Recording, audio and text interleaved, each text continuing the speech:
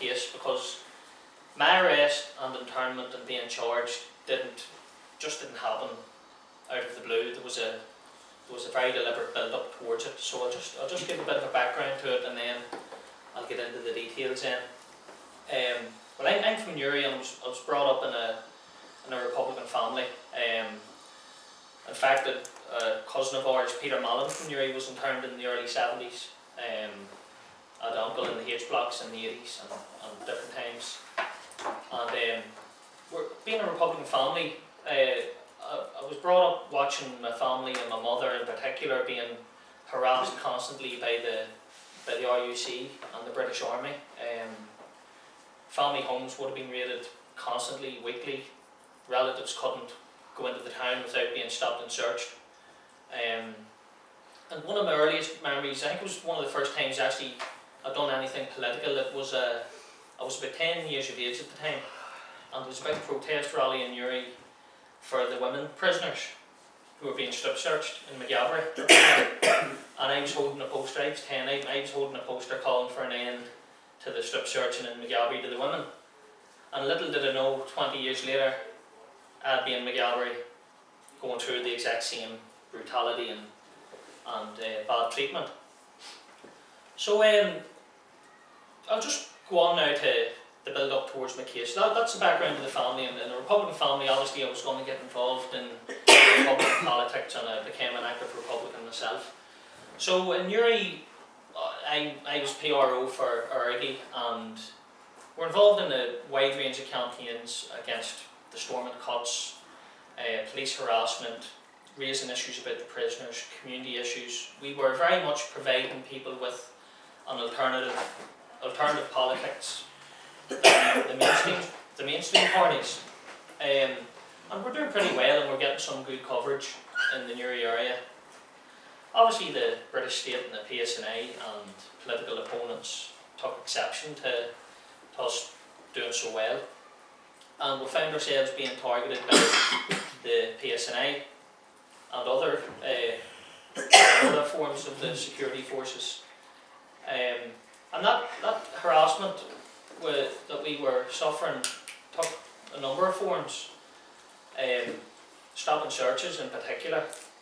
There was one day in particular I was stopped and searched 3 times in a 1 hour period by 3 different PSNI patrols. Stop and search daily. The house was raided several times. I've been beaten on the street by the PSNI, arrested on the street by the PSNI. Just before my arrest and internment, a PSNI member threatened to put a bullet in my head during a stop and search. A few weeks prior to that, the same PSNI member threatened my young son, who was 3 years of age at the time. So obviously with this campaign of harassment, we started documenting and recording these incidents, and providing these evidence of these incidents to legal representatives, human rights organisations, sending it to the local media with party statements and publicising it on the party website. So next thing, on the 29th of November 2012 was my 29th birthday. My home was raided around 6 o'clock in the morning.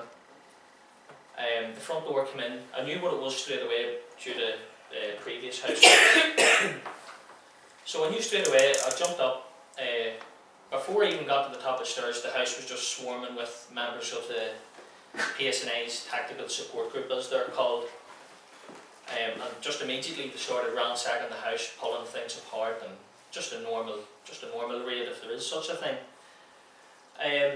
So straight away, my first concern was my young son. He was 6 when I was arrested. And I said to the cop who seemed to be in charge, I said, look, my son's here. I'm very aware that he's going to be upset at this, seeing all this. I'm getting him out of here. I said, my man lives a few streets away. I'm going to send him around there, out of the way. And this cop took great delight, and in a very smug way told me that that was pointless because they were raiding my mother's house too, so at the same time. So they raided the house for a number of hours. They took numerous items from the house, personal belongings, computers, phones, clothes, things like that. And I was arrested. Didn't know what I was being arrested for, no idea what I was being arrested for. I just knew it was under the so-called anti-terrorism legislation. So I was handcuffed in the house, and as I was being led from the house, I told my partner I'd be back in a few hours. That turned into 14 months, so I don't think she was amused at that. But so I was taken to Antrim Interrogation Centre, and still at this stage I had no idea why I was being arrested or what was going on. So in Antrim I was held for several days, and I was intensely interrogated. I can't remember exactly how many interviews they conducted, but there were quite a few. The question about party activities, numerous things. They produced photographs that I had relating to harassment, PSNI harassment. The main photographs they were interested in, I was actually in the photos with my hands raised above my head being harassed by the PSNI. So this was the evidence, well, the so-called evidence they were putting to me in Antrim. I remained silent throughout the questions. They actually threatened that they would arrest my young stepson. He was about 18 at the time. They said that if I wasn't going to talk, they were going to arrest him and bring him in to get him to talk. They didn't do that. They were just saying it to me to try and put me under pressure to break, which didn't happen. Also, they tried to pressurise me to pass on information about the and there was also MI5 approached me in Antrim as well. So after a number of days in Antrim and conversation with my solicitor, I learned I was being charged with a number of offences, and I made it clear to the solicitor, look, tell them to hurry up, charge me and get me to Maghaberry, because I just wanted to get there and get on with it, because I knew what was coming. So on Saturday I was charged on the Friday, and on Saturday I was brought to Newry Courthouse. I was brought in, a judge was sitting there, and obviously quite a lot of people here were sitting there too. It was good to see us. And it was just farcical. The detective in charge got up and made a fool out of himself with the so-called evidence that they had, which included photographs of harassment, flute band uniforms that I had, because I've been in flute bands for 15 years, but the uniforms we wore apparently could be of use to terrorists, and toy guns that they produced which belonged to my young son.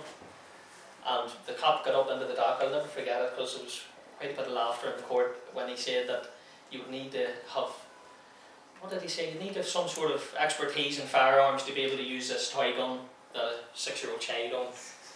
So the judge took all this into consideration, and I was remanded in custody. So the charges I had was collecting information likely to be of use to terrorists, as they say, distributing information likely to be of use to terrorists, and possession of articles likely to be of use in terrorism. So I was brought from Newry Courthouse to Maghaberry, and I actually knew what to expect, because a week before that I was actually 2 weeks before that I was in Maghaberry for a different incident when I was arrested and beaten, and I was fined for that, and I didn't pay the fine on a point of principle, and I spent 3 days in Maghaberry, so I sort of knew what to expect on arrival to Maghaberry.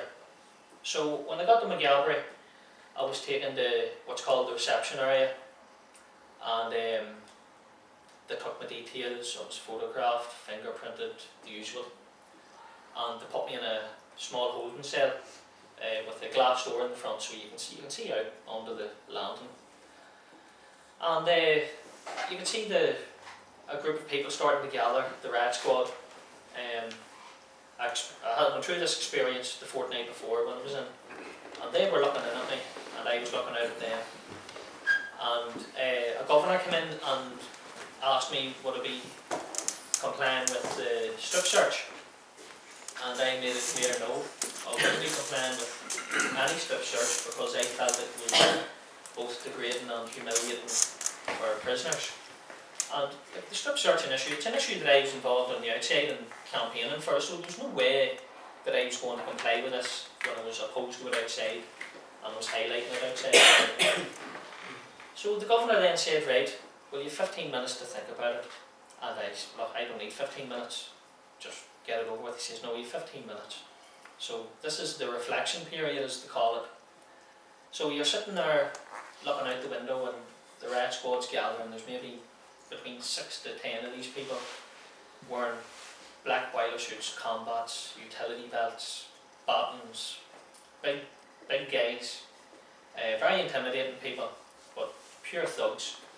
And they're looking in, I'm looking out, and it's just to intimidate you and try and scare you. And the day. Well, I mean, that's. there's a certain thing in Republicans that when you're faced with in a difficult situation, you tend to, you tend to grow a set.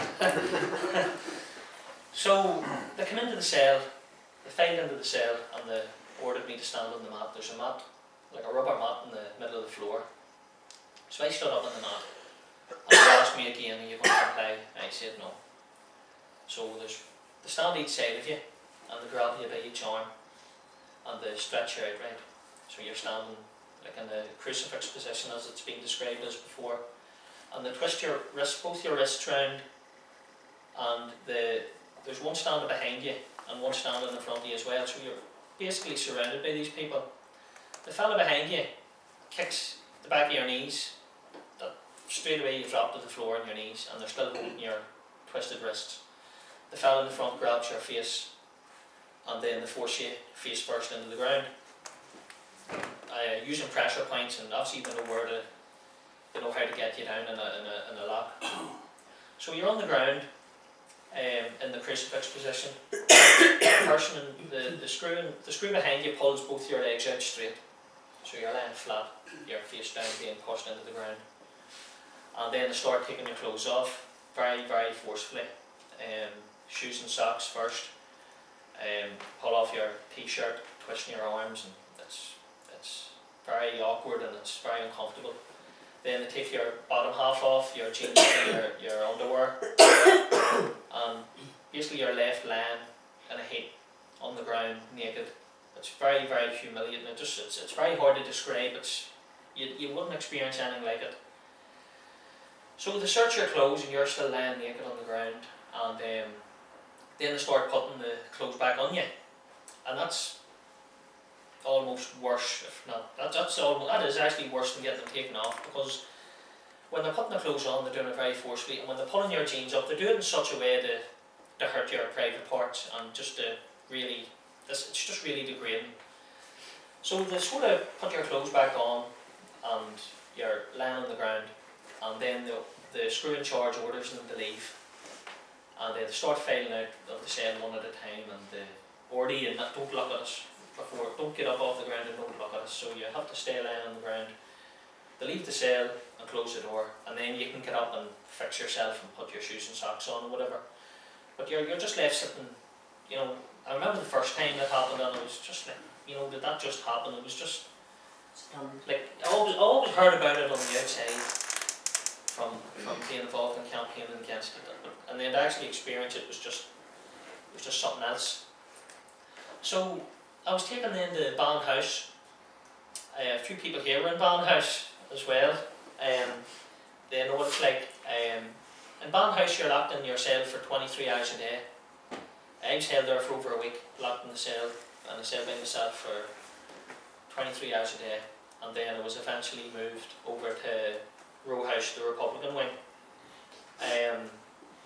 Now, I was walked over to Row House by a number of screws. And before we even reached the building, I could smell Row House. We were quite a distance away from it, and I could smell the place, because a week before this, the prisoners had just ended a dirty protest that lasted, I think it was 18 months, if I'm not mistaken. And this had just ended a few days before, so you can imagine what this place is going to be like. And I remember going through my head, Jesus, what's this? What am I walking into here? So, but I was also looking forward to getting into it, because I knew quite a lot of the lads in Row House from the outside, from political activities and from campaigning for them.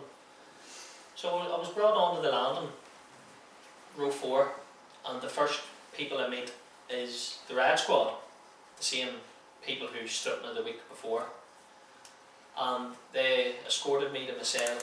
Surround you. This is the controlled movement. I'll explain that in a minute. The Red Squad escorted me to my cell 16, and they opened the door, pushed me in, closed it behind me, locked it, and I sat in the bed and I looked around me, and I went, oh no.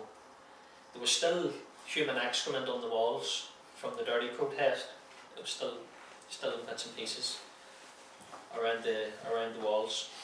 It would actually be several months before the excrement would actually be washed off the cells. So we were still living in these dirt covered cells for months. And so they came back to the cell, the Red Squad, and said to me, right, out to the yard, that's where the rest of them are.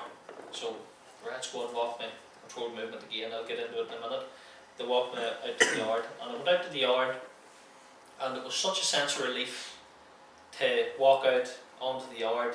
There was maybe 30 men there, and I knew most of them, and it was just such a feeling to be there. And they all came over, and there was hugs and handshakes and greetings. People that didn't know were coming over, and you know, it was good to be in amongst them. I was proud to be in amongst them. Finally, to get there away from Ban House and that, and it was just a relief to be in amongst them. So after that, then I just sort of tried to get settled into the routine in McGalbury. It was very, very, very restrictive, and in terms of you've got controlled movement. That's where I'll give you an example of controlled movement. If we're in the canteen and I wanted to go back to my cell to get a newspaper, I have to go up to the grill, up to the turnstile, and ring a bell. The screw out in the landing hits a button on his side to let me out. I then walk to a sliding grill, 2 sliding grills, and I have to wait for them to open one. I'd step in the middle, they close it behind me, and then open the next one. So then I walk out there, out through the slider, and I'm then on the landing. So you're then surrounded by 3 or 4 screws, or how many of them there are on the landing, and you're walked to your cell. Now all this is to get a newspaper. So they'd open the cell door, and I'd say, I'm just getting a paper here, and they'll stand at the cell door and watch you getting the paper.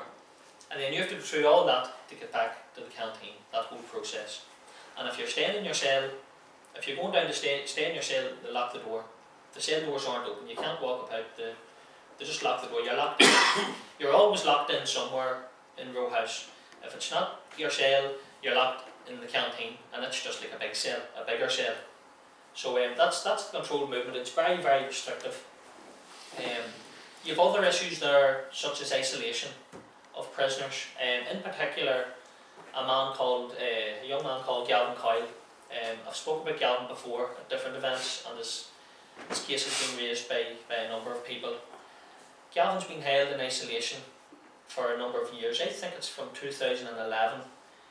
He's been held in isolation.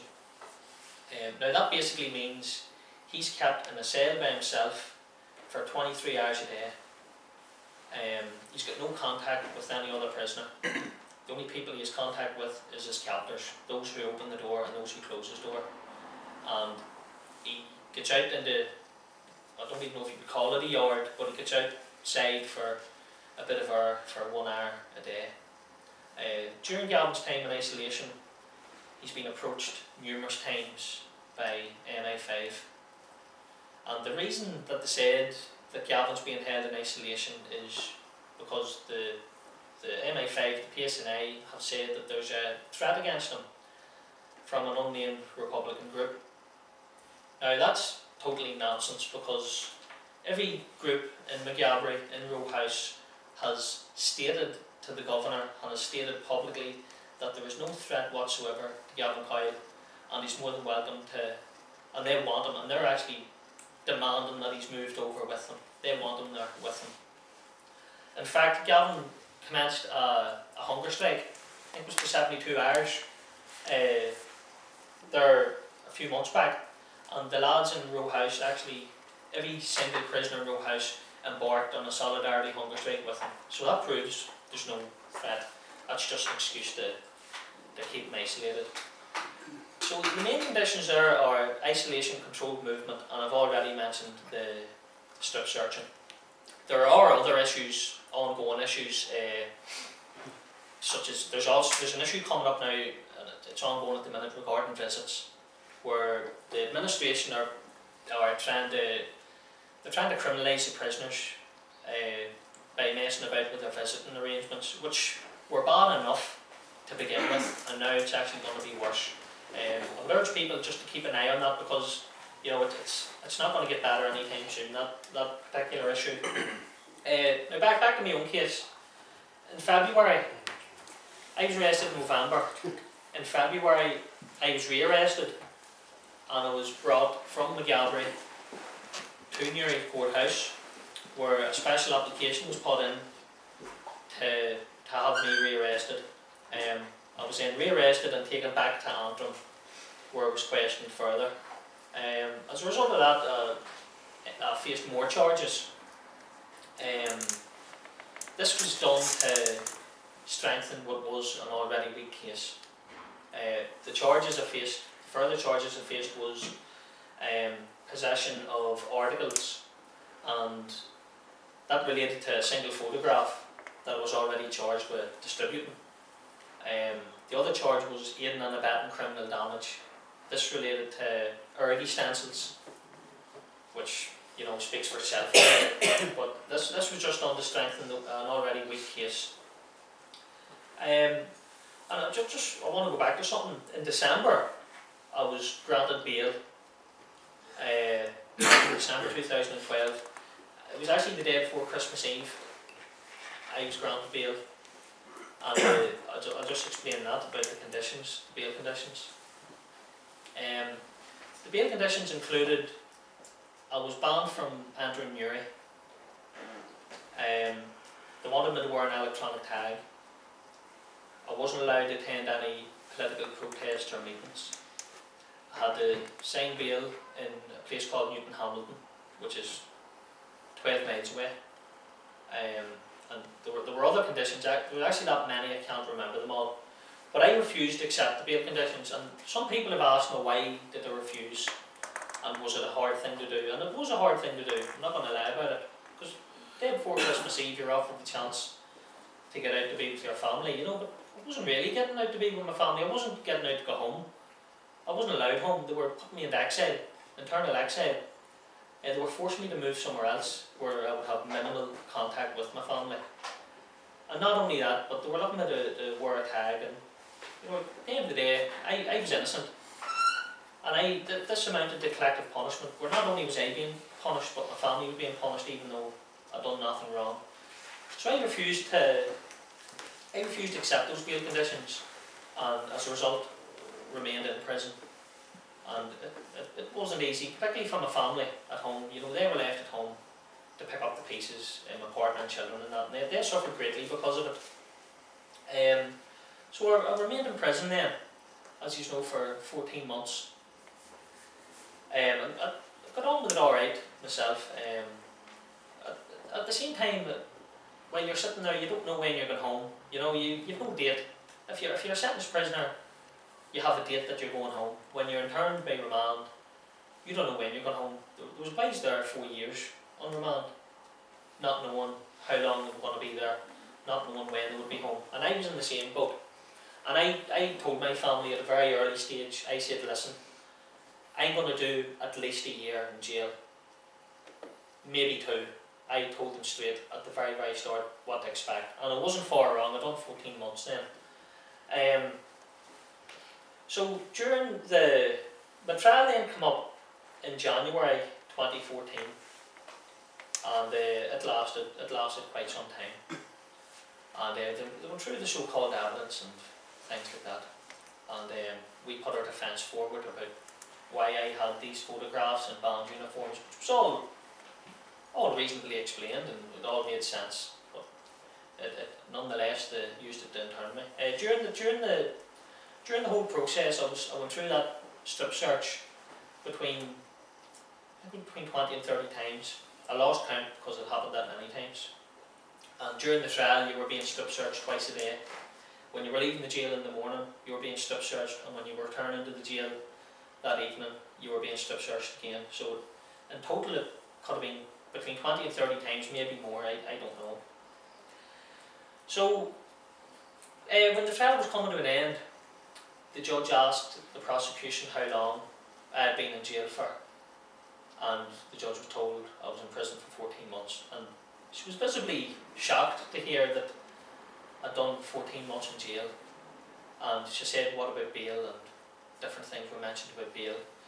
So I was then granted bail in January of this year, after from being returned from 2012. And the conditions on the bail this time were less severe than the bail I was granted in 2012. I was allowed home to Newry, but I had the same bail in Banbridge, and there was no requirement to wear an electronic tag. So I took the bail and I was released on bail. In February, late February then was when we got the verdict, and I was eventually acquitted of the charges, which were quite serious charges. If I hadn't been found guilty of those offences, the maximum I could have got was 10 years in jail. So they were pretty serious charges. But at the end of it all then, I was acquitted after 14 months. And it was internment.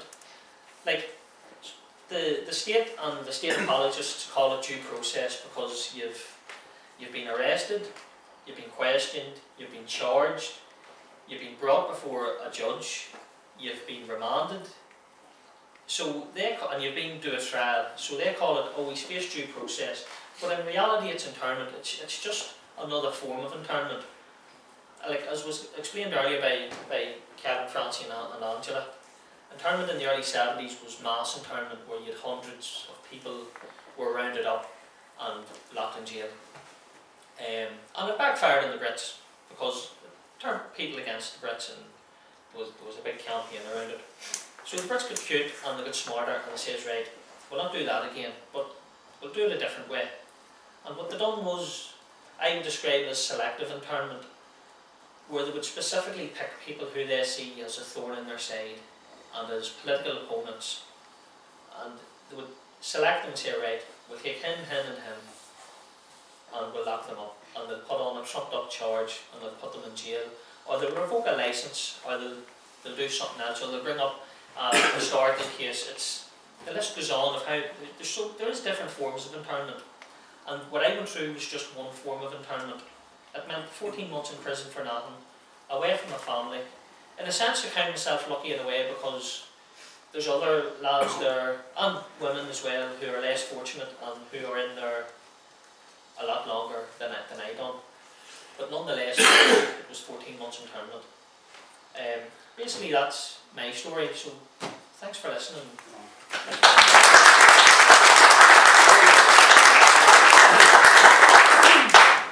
We speak about internment in ways for victims of it are not the only sufferers. It's the families that are left behind, it's the mothers, the fathers, the wives, the children, the closer family connection, that they all suffer, they also suffer, and suffer as much, and sometimes without an understanding of what it was all about. In our cases, I think we all understood why we were there and what it was about, but I think there were cases of a lot of lads in, and their families just did not understand. And the other thing I'd just like to say before finishing up, that it's, I'm very proud of my association with the Republican movement. In spite of all that has happened, I think it would speak for us all here that it's been an honour to serve within the Republican movement. And we'll go through it all again simply for the people we've met, the comradeship we built up.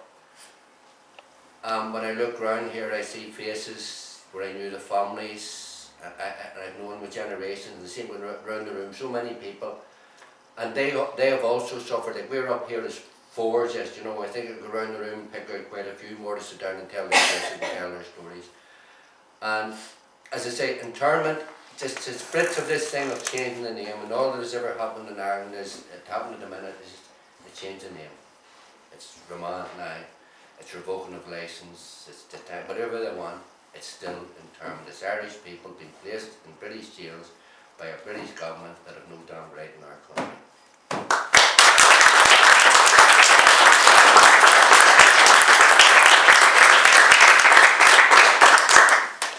Just hoping the panel will have a spare 5 minutes just to give us a wee chance for a wee question and answer. Just literally 5 minutes and we'll just bring it to a close now. Anybody like to start us off with a wee question or just to... I just want to see one of the things you finished off there, Francine, by saying that it was an honour to be involved in the Republican movement, and same with myself, but I'm sure people on the panel, like Farrell and other people who spent, well, it'd be 14 months or 14 years in jail, the question has been put to me and I've heard it be put to other people who were in jail, being asked, was it worth it? Given what we experience today and what we see, the outcome of that, and I agree with 100% what you're saying, a once proud movement, a movement that I was honoured to be a part of, being in jail with a lot of sound men, not a lot of sound women, and unfortunately the way things have panned out now. So it's a question, just... No, I still, I'm very proud of all my associates in the Republican movement and the family history, and I sometimes question, was the family history in Republicans a good thing or a bad thing? You know, but still very, very proud of it. As to where Republicanism stands today, and unfortunately, we're not the only generation it's happened to. It's happened during the generations. It happened in 22, it happened with Dave in 32, and again, we have faced it again, and sometimes sit back and say, how could lads that have went through all that we went through stand today and call me a thug, drug pusher, gangster, corner boy? And we've all been accused that by what's supposed to be former comrades. I don't know, but still my association with the Republican movement, it's an honour to me and an honour to Pride, and I think I would speak for us all here. Just I think former comrades have been misguided, and I think that they're not as strong as they think they are. People go to the polls and they're faced with the opposition, a unionist or a nationalist, you know. I personally would put the unionist in. At least there you know what you're facing, you know, and I think one of the big drawbacks to republicanism today is former comrades. You know, they're one of the ones that are making life for Republicans as hard as ever unionism made it. I would just like to add that I find it, I also am very proud to have been a member of the Republicans, and I class myself as an Irish Republican. I've lived my life as an Irish Republican. I can't for the life of me see how people who have turned away from the beliefs that we held and what men died for can call themselves Irish Republicans. They have, in my estimation, concreted the British position. They have accepted partition.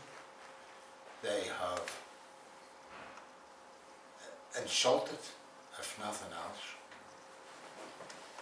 their own intelligence. For I believe if you went to school in a yellow bus, as it's called, that you could work it out. And I believe them to be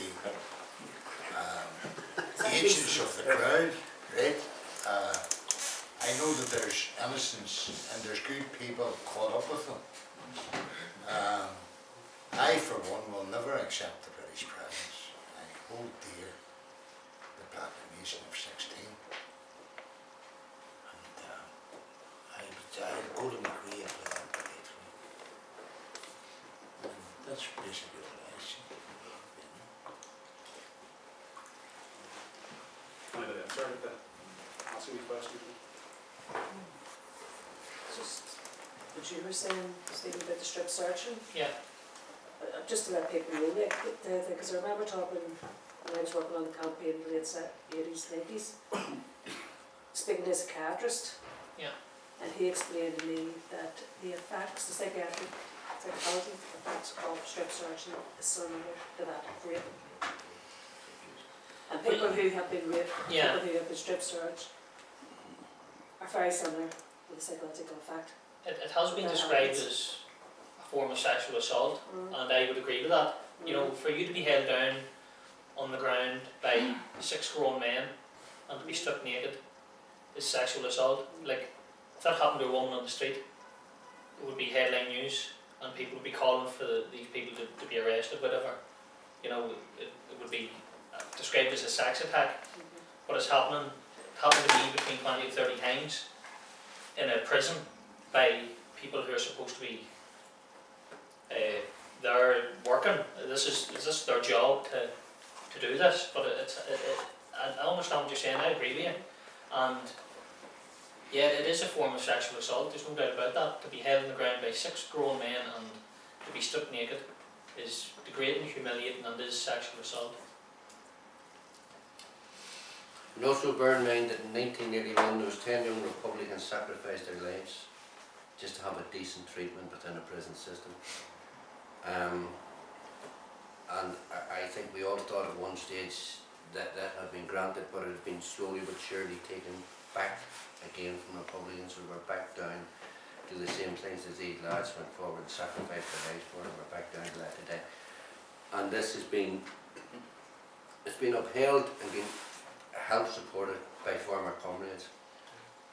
You know, it's just, I just don't know, I don't know what changes in a person to allow them to switch from that to that. And they know what happened to Republicans, they know they were there themselves, they suffered, they went through the blocks, some of them done the hunger strikes, and there they are today as British cabinet ministers, helping maintain a system today that is still crucifying Republicans within the prison system.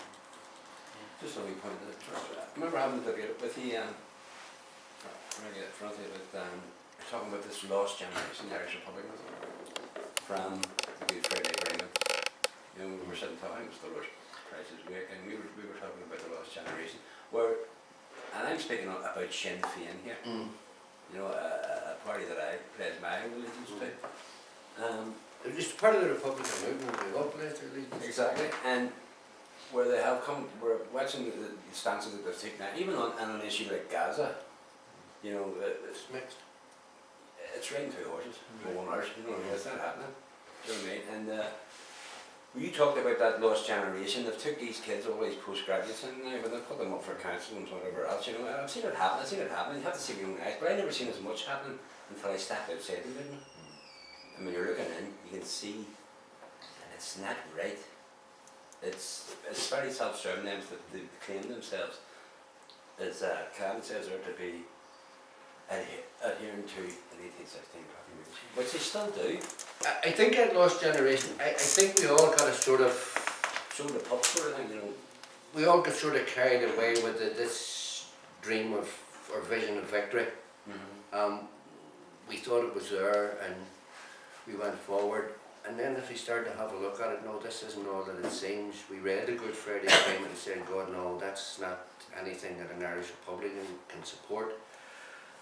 And I think at that stage, we lost that generation, but I think that generation now is starting to reread the Good Friday Agreement. They're starting to have a look at things. They're starting to understand what republicanism is.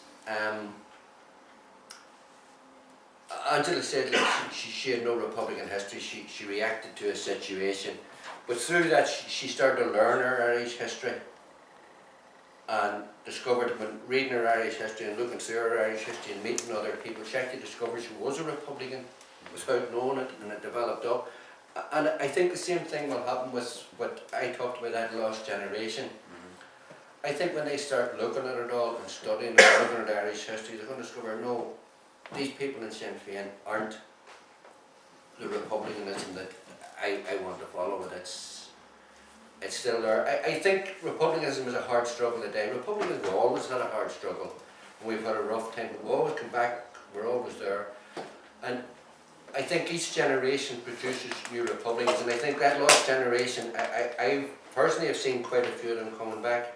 I've had many people come up to me who have said, look, I was in your house with Martin Meegan that were debating republicanism, and I argued against you, and I now believe you're right. And they're starting to see what they consider the leaders of republicanism behaving as British government agents in Ireland. So I think that lost generation, a big part of them are starting to go back to republicanism again.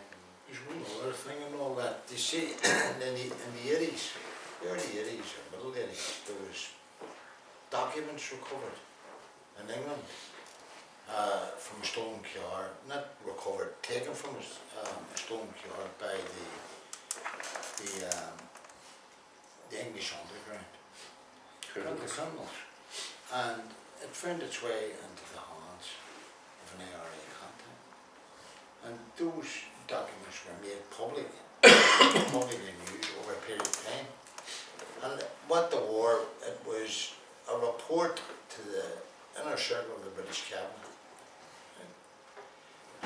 from the Commander-in-Chief of British Land Forces in the north of Ireland and from the Chief Constable of the RUC. And it stated quite clearly in them that the IRA were not military, it was impossible, they could not be militarily defeated. But the only way that they could be defeated was through infiltration from the bottom to the top, and from the top to the bottom. And the Republican News Weekly carried parts of that, right? It's there for anybody who wants to search it out.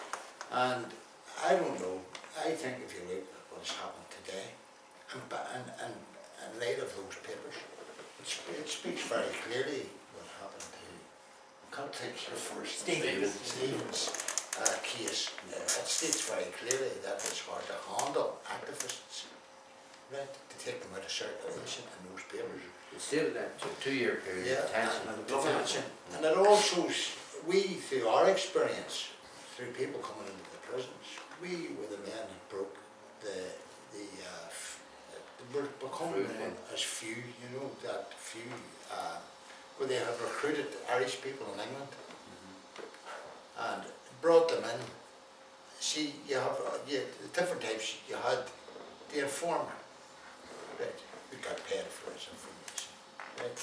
You had the lad who broke through either physical or mental or both, and you had the agent. Well, these boys was recruited as agents and were taken to Herefordshire, where they were trained to come back into these areas and to infiltrate the IRA, the areas of their birth and where they lived as children, etc., which they done.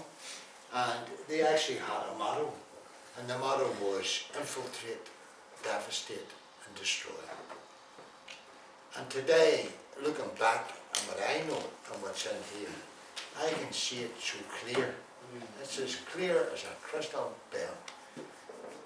Now, the political process to date, what has it achieved?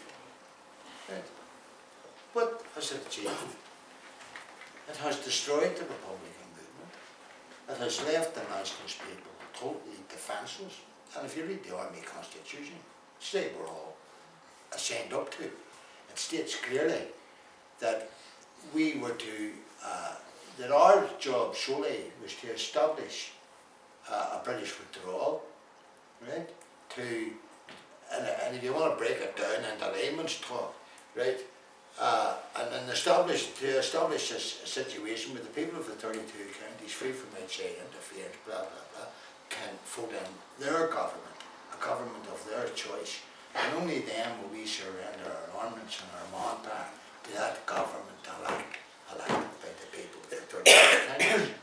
Now we have the British position firmly concreted through the actions of Sinn Féin, right? They have turned the clock on Irish Republicans. They have left the nationalist people defenceless. We were only custodians of what was there. We were just simply custodians. We were minders of those weaponry as being members of the Republican movement. They give them to the enemy.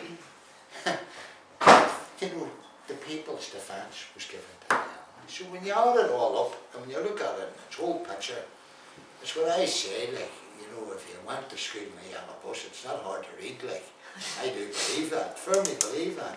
When you sit down and just think about it, anybody who was in opposition to them, they removed them either permanently or through imprisonment, and those that they couldn't, they assassinated characters, they destroyed active Republicans, they have the audacity and the cheek to put up anything about Brent McHugh's in the walls. Kieran Nugent, we all know the story of Kieran, those of us who live here in Belfast. He's the first ever man to refuse to don the uniform of a prisoner in this generation. And he was disowned by them people, and yet you'd see posters and you'd see everything, anything that they can make headway out of. And it's all simply to destroy the will of the nationalist people. It's to accept the British presence. And that's what it sums up, if you do the sums, that's what it has to. And if you look at the overall political situation, what happened during them from 1969 forward, the only people that actually got what they wanted out of all this was the British government. They have an authorisation. It's back to the pre-69 days, where you have an assembly here, or a Stormont, or whatever the hell you want to call it, that the British government knew was mistreating its population.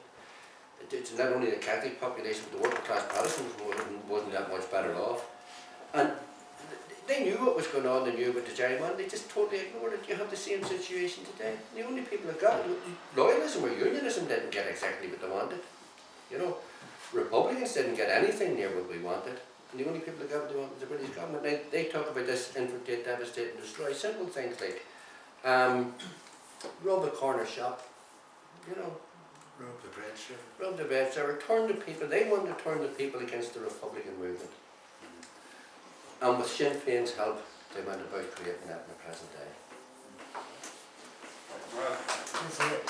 This is just a wee point that I thought nothing would surprise me, that I would say again. And I'm just thinking here that this was organised by the RMCC, the Commemoration Committee. There's a number of people here, yourself, political involved in the national graves. And Republicans have always considered it an honour to be involved in remembering our dead comrades. 1916, we're coming up to 2016, events like today. And coming up to 2016, I read an ad last night for a job. And the job is for the National Commemoration Committee, right? And that person will get £35,000 a year.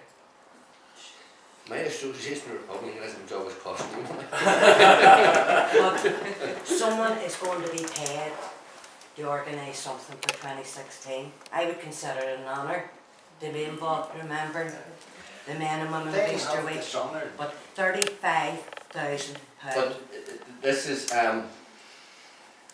here said in 1915 when the Dre O'Donovan Rossa, and just think about the number of times this has come through. They have purchased one half and intimidated the other. And that's exactly, we all know who's been purchased, and Stephen here's an example of who's been intimidated. We've all been intimidated. But they can do all they want. I'm an Irish Republican, always have been, and will always stand my ground against them. If I was offered the job at £35,000 a year, I would take and donate the £35,000 to the Prisoners Fund. And as you say, consider it an honour to serve in that position. But again, it comes down, you look at all these, you go around and it's not only the Brits purchase, but they give so-called Republicans the money to purchase other Republicans. So now, like, if it's like the famous photograph in the front of the Irish News in the dark and about how the Republican prisoner wrote there, these grand providing you to the party line.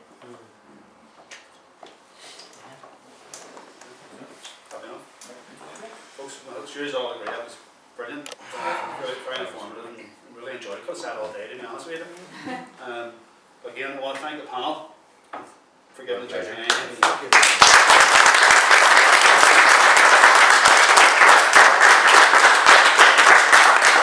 want to make a note that all the people on the panel are still tirelessly working for prisoners who are held at this time. On their behalf, I'd like to thank you all for what you do for them. Just a couple of RB points. You all know there's an anti-internment march tomorrow, so hopefully everybody can get to that.